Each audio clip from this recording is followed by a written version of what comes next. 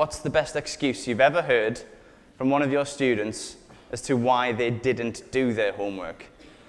I'm going to read a few out in a moment, but I'm first going to give you a chance to just again discuss and see if there's anything that you think was particularly creative. Whether you believed it or not, what kind of excuses have you ever heard from your students for not handing their homework in?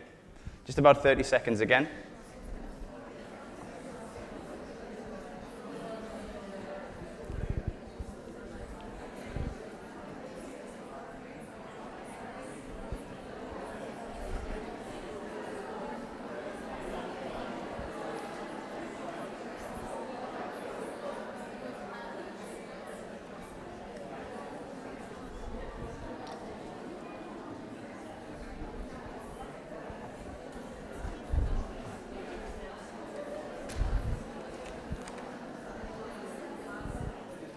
Okay, does anybody have anything particularly creative they would like to share?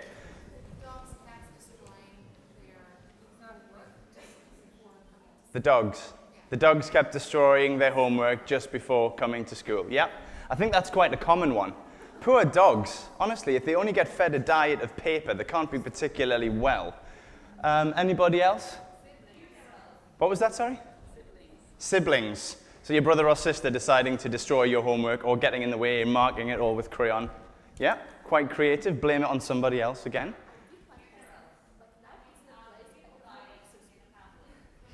Sorry, there was one up there just about, it's now in a place where I have no access to it. I did it, but it's not there, and I can't get it now. And what was that one, sorry? Oh, that's harsh. Yeah, family members dying, or family funerals. I don't think I would ever, I'd feel so guilty if I ever made up that homework, that reason for not doing my homework. There's about 6 or 7 here. I just want to read the 6. The first one was actually one that was Anya, who just presented the last session. It was one of her students. And it's kind of like the one that was mentioned at the front here. When she asked the student where his homework was, he said, "Well, I know exactly where I've put it. It's in my bedroom." Okay, she said, "Who's picking you up from class?" "Oh, my parents." "Oh, well, you can phone them and ask them to bring it." Yeah, I don't know where I've put it. I'm not even sure I've done it." So you see, no matter whether they think they're going to get found out, they can still potentially make up some quite outlandish reason as to why they haven't done it or why it's not there. Second one is, and this is another one which, if it's true, could potentially be quite serious, but make up your own mind as to whether you think they are true. My mum's whooping cough vaccination wore off, and we had to go to the hospital. Potentially, there is potential that that is true, and that would be serious, but again, not quite sure. I made a paper plane out of it, and it got hijacked. Yet again, something that's supposed to be true, you don't know whether it is or not. I put it in the safe, but I've forgotten the combination. I don't think I was ever that bothered about homework that I thought, right, I'm going to put it in the safe just in case somebody decides to rob my house to steal my homework. It's not like I'm writing a solution for world poverty or anything like that. It's homework. I put it in my shirt pocket, and my mum put it in the wash. Again, something which is potentially likely, but I don't remember ever doing a piece of homework and thinking, I don't really care what this looks like when I hand it into the teacher. I'll just fold it up and put it in my pocket. If I did it, I wanted it to look its best and the teacher to know that I'd spent a lot of time on it. And the final one is, another student fell in the lake. I jumped in to rescue him, but unfortunately my homework drowned. So as we can see, students can be pretty creative when it comes to reasons as to why they haven't done their homework. But of course, there are some honest reasons, and there are some which are a little bit fanciful. So, the point of this talk is to talk about homework and some of the challenges, as I mentioned before, which are faced by both students and teachers when it comes to homework. We all know that homework and self-study are massive parts of the learning process and are very, very important. But how do we get students to understand its importance? With so many things like phones and computers so readily accessible for students to access the internet, traditional homework could potentially be seen as being a little bit boring and dull. They use the internet every day. They go online, they do things, they check things on Google, they find out about their favorite football team, their favorite movie star. So why not try and integrate some of that stuff into actually giving them homework to do? In this session, hopefully we're going to look at homework and self-study and see how we can encourage students to do it. Also give you a quick run-through of the new Oxford English Online system and some of the benefits that it has. And also give you some potentially practical tips. So the next time you ask the question to your students, okay, who's done your homework? You'll be greeted by a sea of hands. One, because maybe you already know they've done it, or two, because they'll have been so motivated and engaged that they rushed home and that was the first thing they did. Do you like marking homework? Lots of shakes of heads. Why not? It's boring. Time consuming, yeah, all of these things. Yeah, I mean, that's it. It's something which, if you've got 20 or 30 students in your class, even if only half of them do it, it's still going to take a lot of time for you to go through every piece of homework. So that's a challenge that teachers face, that you all face. Okay, so, as I mentioned, we'll go on to the first question. Why do/should we set homework? The 6 pictures up there, some of them are fairly obvious what they mean, some of them not so much. The first one, I don't know if everybody can see exactly what it is, but it's a little cat walking in front of a line of rather large, aggressive-looking Alsatian dogs. Yeah, there's a cat just there. A little black and white cat, and the dogs are perfectly still, but that takes a lot of confidence on the part of the cat to walk in front of all those dogs. And that's what that picture's about. It's about confidence.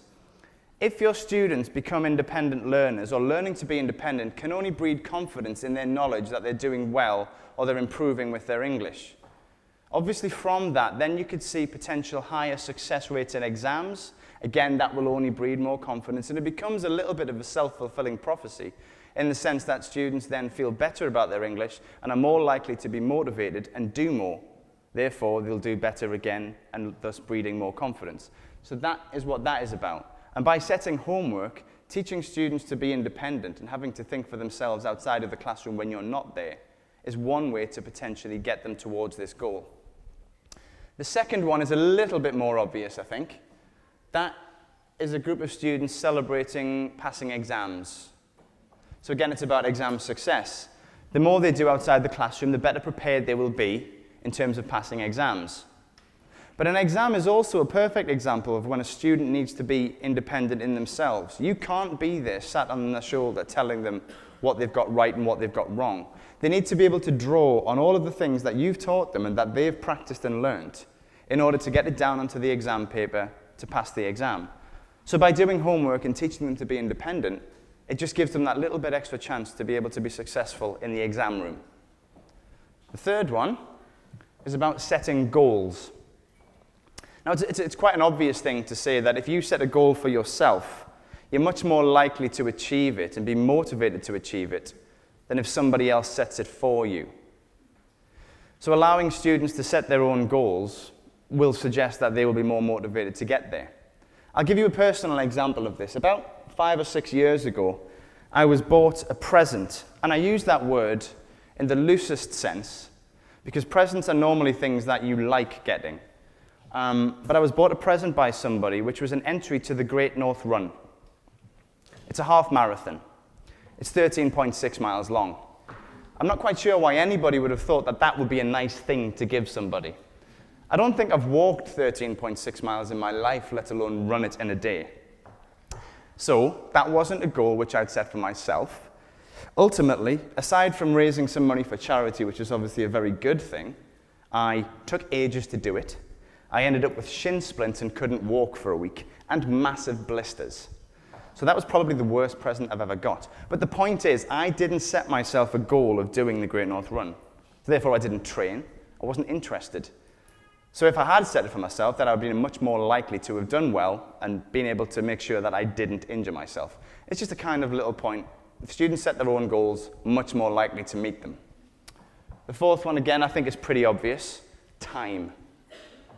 If you think of how long there is in a week, how many hours there are in a week, and how many hours you have with your students, there's a massive imbalance there. So by trying to teach students to encounter English outside of the classroom, and not just within the short space of time that you have them, then they're much more likely to be able to function more quickly in English when you're not there and become a lot more independent. This one refers to different types of students and mixed ability students. When we talk about mixed ability, I guess it's quite difficult to know exactly what we mean. Do we mean that in the class you've got somebody who's never going to get beyond an elementary level, and you've got people who are going to become perfectly proficient? Or do we just mean that, some of them will get to the same level of English, but one of them is going to have a stronger reading ability, and one's going to have a stronger listening ability, but overall, they'll be as good as each other? So when you get down to that kind of level, and that obviously then you look at students' interests. If you've got a classroom of more than one person, by its very nature, you're going to have a mixed classroom. Because no matter how hard you try to meet everybody's needs and interests, it's simply not going to be possible. So by giving students the chance to choose for themselves what they want to do, is something which means that it's more likely for you to actually be able to appeal to their interests a little bit more. Difficult to do, I know, because that suggests that you're going to have to spend a lot of time devising 5, 6, 7 different exercises for an entire class. But not even that, just give them 2 or 3 to choose from, and then they feel at least they've made a choice, rather than something that's just been given to them. And once they've made that choice, then they're more likely to follow through with that choice. And the final one is when teachers aren't there, when you're not there. You can't always be there to tell them what's right. You can't always be there to help them out, not only in exams, but in the real world. What happens if one of your students is stopped on the street by a tourist and asked for directions, and the tourist only speaks English, like me? What happens if they need to go online and find out some information which is in English? What happens if they go on holiday and they have to use English? We need to teach them how to function in English when you're not there to help them out. And by doing homework and giving them the chance to do that and make mistakes in the safety of their own home, then they're much more likely to become independent much more quickly. So those are just 6 reasons why we potentially set homework. If anybody else has any other reasons that they think why homework is set, please feel free to stick up your hand and share. But obviously you'll have your own ideas about why you set homework, but that's kind of 6 general ideas as to why homework could be set. So for the student, classroom time isn't enough. We've already said that, and they need to practice all of the language you teach them in their own time to be able to use it. You learn English, you aren't taught it. Yes, you're taught rules, yes, you're taught vocabulary, but ultimately it comes down to the student actually internalizing that and being confident to use it when there's nobody else there to help them. And you can work at your own pace. You may set an exercise for homework or in a class which you think is going to take 25 minutes. And it may take 90% of your class 25 minutes. But there is the odd student who it could take an hour. Or they might just be having a bad day and it might take them a bit longer than you'd expect. If that was in the classroom, they might feel a bit stupid for being so far behind everybody else. Or they may feel that they're rushing it just to get it finished in time rather than actually thinking about what they should be learning. So by giving them the ability to do it in their own time at home, they can take as long as they want, they can try it as many times as they want until they feel confident, which is kind of the point of you setting the homework. You want them to understand what it is that they're doing. So that's 3 kind of ideas for students. For teachers, it can be diagnostic. You can very quickly find out where the weaknesses and strengths lie of individual students by giving them different types of homework, not only in interests, but also if they're stronger at reading, writing, listening, and what kind of things you would think that you could spend in your time on in the classroom, but also when you give your homework to those students in the future. It can save classroom time. There may be an exercise which you think would be really good for your students to do, but if you did it in class, and this is linked to this one about prioritizing classroom time as well, if you did it in the class, you might not be able to teach them something else that you think would be even more beneficial and only you can teach them. They can do the exercises at home once you've given them the information. They can't necessarily, you need to spend your valuable time with the student giving them what only you can give them. So those are 6 ideas about why homework is set. Okay, with those golden rules in mind and some of the things we've discussed before in mind, I'm going to move on now to the Oxford English Online system. Now, as was mentioned, this is an online workbook system which is available soon for new Matura Solutions, English Plus, and new exam connections. All of the examples in this presentation are from English Plus, but it'll give you a good sense of what the material is going to look like for the other two titles as well. A few of the key benefits of this maybe fit some of the things that we've already discussed are issues, about marking taking a lot of time, automatic marking on this system for certain exercises, and where things can't be automatically marked, like writing, for example, there's a lot of guidance and a very straightforward step-by-step process to marking that writing. Knowing that who in your class has done it is another issue. You can see exactly who's done the homework and when they started it and when they finished it, because once they've finished, the mark drops straight into your mark book, and you can see exactly how they've done straight away. You can even go in and see exactly what they put into the system when they answered the homework. So some of these issues may just be alleviated by the automatic marking system and the fact that it drops straight into the mark book. There are other benefits. I'm not going to go massively into what the actual system looks like to get into. There is, obviously, you've been given a flyer which will allow you to speak to one of your representatives to have a demonstration of the system, but also on the CD, there's a demonstration of what the system looks like and some information about how to get access. But the key point of this is, once you have registered your class, you will get given a PIN and a password, which you need to give to your students. They will then go onto the system and enter their workbook code along with that PIN and the password, and they will be dropped automatically into your class. And from then, you can start assigning them homework. Okay, I realize that some of the things on here are a little bit difficult to read simply because of the color scheme, but I'll try and point out as best I can. This is what a teacher view would look like of the English Plus 1 workbook.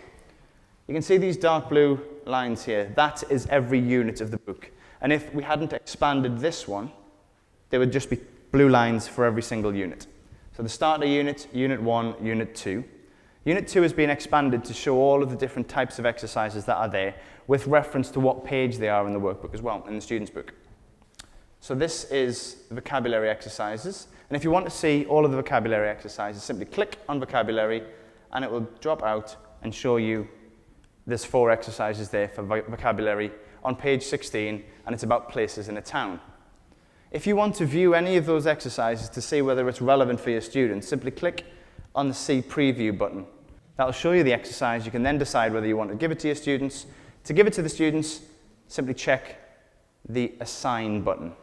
Once you've checked that, click Next, and you'll be taken to the page where you can set a deadline for the homework. That's what this screen looks like. Again, quite dark blue. On the right-hand side, it shows you which workbook you're in and which assignment you've selected. And then on the left, you can select a group. So you might have 5 or 6 different groups of students within your system that are using the same workbook. You can pick which group it is that you want to set it to. You can choose whether you want to send it to everybody in the class or whether you want to pick individuals in the class to send it to. And then you can also set the time and date that that piece of work needs to be in by.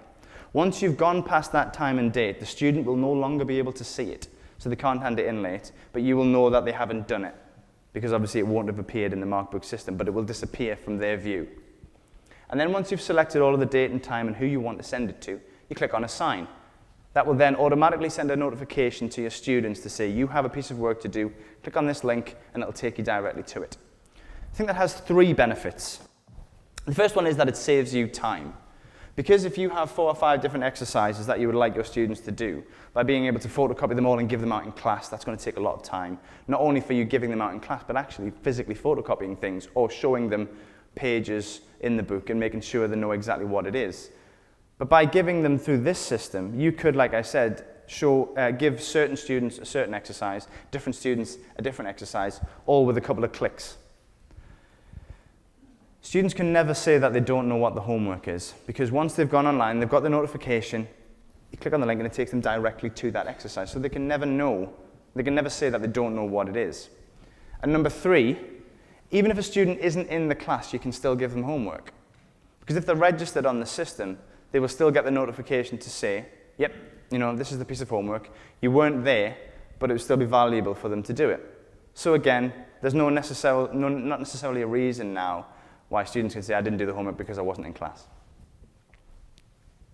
That's just a bit of a blow-up of what that section looks like. Just going to give you a quick run-through of what some of the different types of exercises are. So this is talking about making them interesting and varied. You've got, in this case, it's a gap fill exercise where a student has to fill in the words based on a text, which is in the student's book. And I don't know if you can see too well, but at the top here, there's a star rating. This is something which is unique to English Plus, first of all. Each workbook exercise is graded from 1 star to 3 based on the language level. So 1 star is below the level of the book, a little bit below the level of the book. 2 star is exactly at the level of the book, and 3 star is just above the level of the book. So you can tailor to each individual student, whether you know they're a weak student and you want them to do the 1 star just to kind of recuperate and make sure that they're confident with what they've already done, and then maybe say, okay, you do the 1 and 2 star exercises, not expect them to fully do the 2 star exercise. But if you've got really strong students, you can say, do the 2 and 3 star exercises just to push them that little bit more, and that's an acknowledgement that you know that that student is a strong student. So that's that type of exercise. You've also got things like this where you have to read a passage of text and then check the boxes which pertain to material that's in there. So it's about reading for gist and reading for understanding. This is about matching pictures to words. As you can see on the left-hand side, it's a basketball court, and it says there sports centre. So cinema, restaurant, power station, and you've got to choose from the drop-down box. This, again, is a gap fill where students have to put in the words to complete sentences. And obviously that looks quite difficult because there's some quite long words there, but students can at any point go in and find out a bit more information by looking at the word list or looking at the language-focused reference in this particular type of exercise. So they can always go back and just make sure that they're understanding. It's not necessarily about testing them in this case. It's about making sure they understand, so they can always refer back to word lists. And of course, one of the issues is we mentioned students don't have a lot of time. If a student is in the middle of an exercise and all of a sudden their mother calls them away or they get a phone call and they've got to go and do something else, if you've got a paper workbook, it's fine because you can just stop working. Not always the case with online systems, because if you don't finish it, you lose all of the previous work that you've done. Not with this system. If you get called away during the middle of an exercise, you can simply click on the save button, save how far you got, come back to it. The teacher will know that the student has started the exercise because it'll tell them. So you know they've started, and you know that they're probably going to go back and finish it. And they can come back, finish it, and then when they're finished and they're happy with it, click on submit. They'll be given their mark automatically, and you'll be told that you've got the mark and it'll drop straight into the mark book. So there's a lot of benefits there to this kind of system. Another type of exercise is a crossword exercise, and all of these exercises, again, have the ability to check word lists and references back from the student's book. This is another exercise where students are expected to look at adjectives and then write the correct comparative form in the different boxes. So we've got short adjectives, long adjectives, and irregular adjectives. Students would then look at the list, check them off, type in where they think the correct answer and what the correct answer is, click on the submit button at the end, and they will automatically get the answers as to whether they are correct or incorrect. I don't know if you can see too well, but there's 3 different colors for the text, apart from the gray here, which was the pre-populated example. You have green, red, and blue. The green, that's pretty obvious, they're correct. Those are the correct answers. The red are the incorrect answers, and the blue is the correction. So for example, if they've put simply something, well, they've got it incorrect in terms of the word itself, but they've also put it in the wrong box. They put gooder instead of better.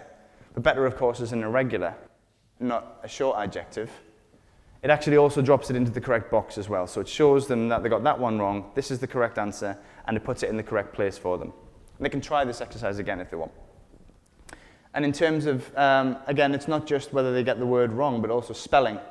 Popular with an E on the end, it actually corrects it to popular without the E on the end.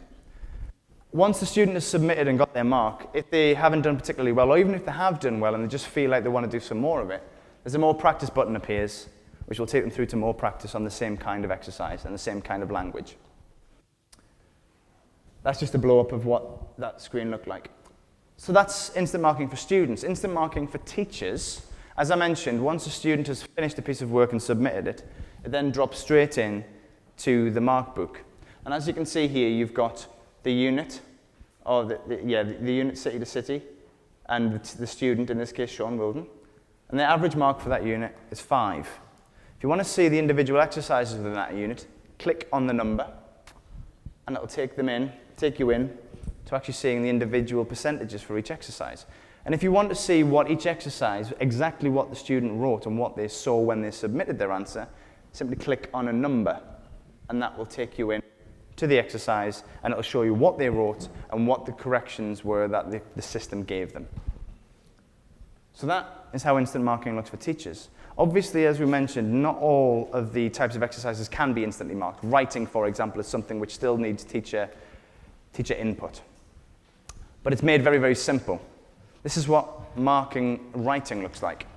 Okay, once a student has submitted their piece of work, they've typed it into their assignment box, click submit, you then get a notification, you click through, this is what you see. You see the student assignment on the left-hand side, the different types of errors that you can assign in the middle, and comments on the right-hand side, so you can give some specific information about each of the errors. There are 6 different categories of error.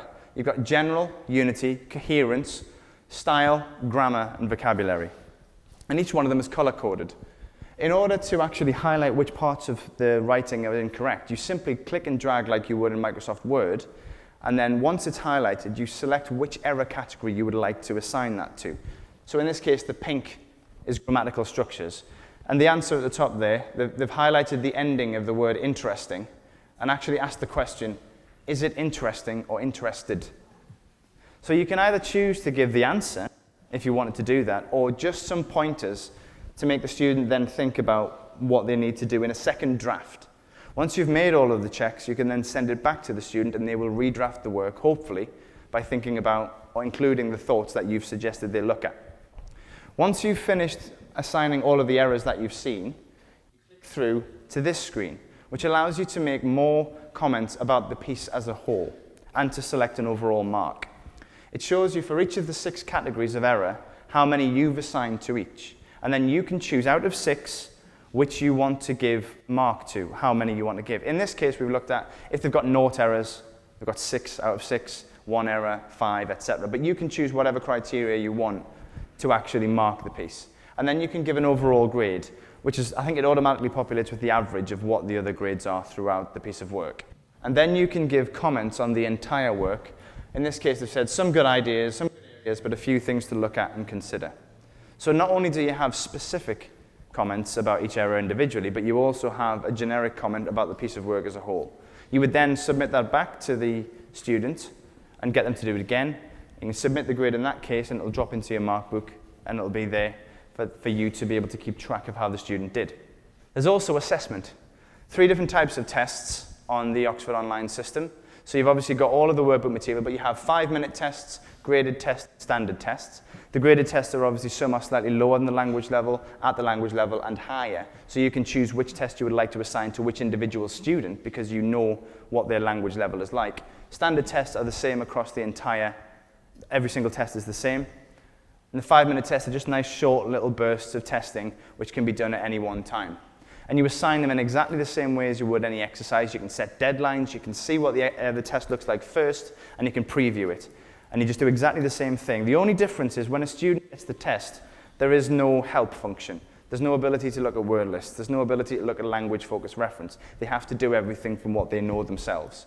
So you can also use it as part of an assessment. Okay, very quickly. A few statements here.